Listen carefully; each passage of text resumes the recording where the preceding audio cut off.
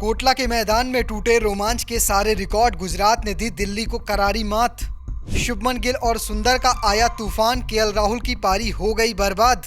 मोहम्मद सिराज ने पलटा मैच का रुख, देखे कौन है दिल्ली की हार के गुनेगार।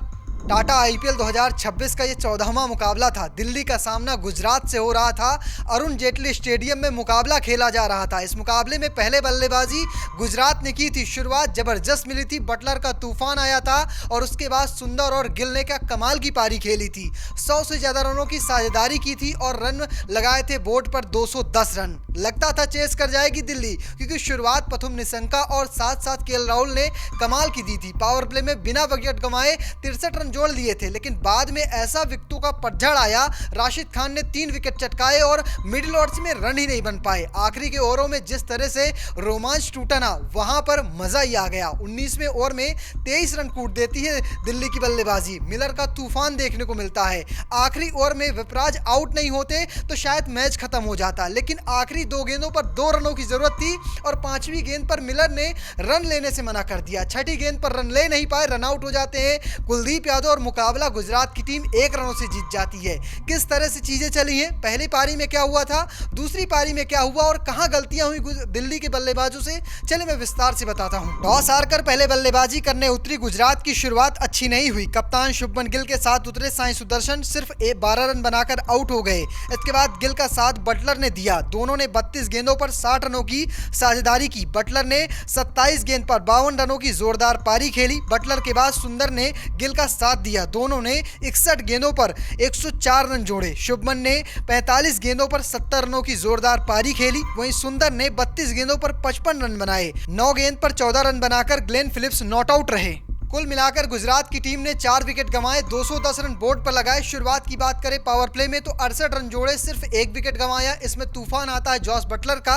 इसके बाद मिडिल ओवर्स में अच्छी तरह से रन बनाए जाते हैं सुंदर और गिल द्वारा। 100 से ज़्यादा रन जोड़े जाते हैं, सिर्फ 1 विकेट गंवाते हैं। आखिरी के जो कह सकते हैं डेथ ओवर होते हैं, उसमें 2 विकेट गंवाती है टीम और रन बनाती है सिर्फ 42। ये तो बात हो गई बल्लेबाजी की। अगर बात करें गेंदबाजी की तो लुंगी इंगड़े ने कमाल की गेंदबाजी की, 1 विकेट चटकाया। मुकेश कुमार को या कह सकते हैं पिटाई होती है उनकी, लेकिन 2 विकेट उन्हें मिलते हैं। 1 विकेट कुलदीप यादव के पक्ष में जाता है। इस तरह से दिल्ली की गेंदबाजी घटती है। यहां तक मुकाबला 50-50 का था, रन चेजबल लग रहे थे, लेकिन क्या हुआ था दूसरी पारी में, किस तरह से घटनाएं घटी, चले मैं आपको विस्तार से बताता हूं। लक्ष्य का पीछा करने उतरी दिल्ली की शुरुआत धमाकेदार हुई। टीम ने पावर प्ले में बिना विकेट गंवाए 63 रन बनाए। पथुम निशंका और केएल राहुल ने 49 गेंदों पर 76 रनों की साझेदारी की। इस मैच में निशंका ने 24 गेंद पर 41 रनों की पारी खेली। उनके आउट होने के बाद विकेटों का पतझड़ आ गया। नीतीश राणा ने 6 गेंद पर 5 रन बनाकर आउट हो गए। इसी ओवर में राशिद ने समीर रिजवी को आउट कर दिया, वो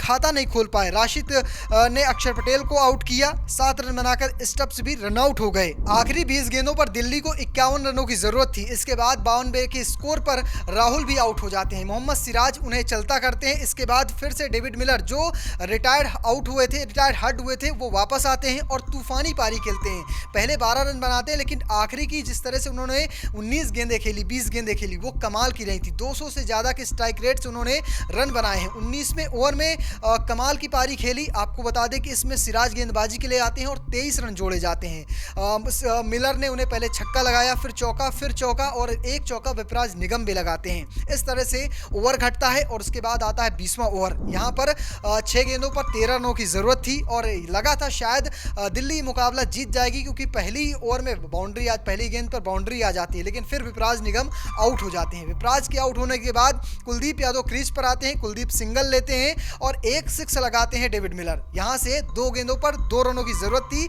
लेकिन तभी 5वीं गेंद पर सिंगल लेना भूल जाते हैं और यहीं से सारा खेल पलट जाता है। प्रसिद्ध कृष्णा आखिरी 1 गेंद पर डिफेंड कर ले जाता है 2 रन और इस मुकाबले को गुजरात 1 रनों से जीत जाती है। अगर हार के गुनेगारों की बात करें तो नीतीश राणा लगातार भरोसा जताया जा रहा है, उस पर खरे नहीं उतर रहे हैं। समीर रिजवी ने राशिद खान का सम्मान नहीं किया, गेंद को नहीं समझा, पढ़ा नहीं और बल्ला चलाने की कोशिश में आउट हो गए। इसके बाद स्टब्स का रन आउट होना एक टर्निंग पॉइंट रहा, केएल राहुल का रन आउट होना एक टर्निंग पॉइंट रहा, लेकिन जिस तरह से मिडिल ऑर्डर फेल हुआ ना, वो एक सबसे बड़ी समस्या आई। मिडिल ओवर्स में रन नहीं है जहां रन बनाए जा सकते थे और आखिरी गेंद पर या कहें 5वीं गेंद पर जो 19-20वें ओवर की थी, वहां पर अगर मिलर सिंगल लेते तो मुकाबला सील होता, बराबरी पर होता। अगर कुलदीप यादव सिंगल ले पाते तो बढ़िया, वरना सुपर ओवर देखने को मिलता। लेकिन फिर भी मुकाबला ये हार गई है। प्रसिद्ध कृष्णा ने कमाल की गेंदबाजी की, सिराज ने केएल राहुल को आउट किया, राशिद खान ने कमाल के विकेट चटकाए और आज वही इसके हीरो हैं। शुभमन गिल ने और कमाल की पारी खेली। सुंदर 9 साल से आईपीएल खेल रहे हैं, पहली बार 50 लगाते हैं। तो इस तरह से इस मुकाबले में चीज़ें घटती हैं और मुकाबला आखिरकार गुजरात जीत जाती है। पहला मुकाबला गुजरात जीतती है, तीसरे 2 मुकाबलों के बाद तीसरे मुकाबले में जीत आती है। वहीं दिल्ली को पहली हार मिलती है। ये हार बहुत चुभेगी, सिर्फ 1 रन से मुकाबला गंवाया है, 2 पॉइंट गंवा दिए हैं। अब आपका अगला मुकाबला अवे है, यानी आपको सीएसके के खिलाफ खेलना है। देखना दिलचस्प होगा उस मुकाबले में क्या होता है। लेकिन फिलहाल दिल्ली के लिए एक बुरी याद की तरह रहेगा ये मुकाबला। आप कैसे देखते हैं इसे कमेंट बॉक्स में लिखिएगा और पेज को फॉलो करना, चैनल को सब्सक्राइब करना बिल्कुल भूलिएगा। धन्यवाद।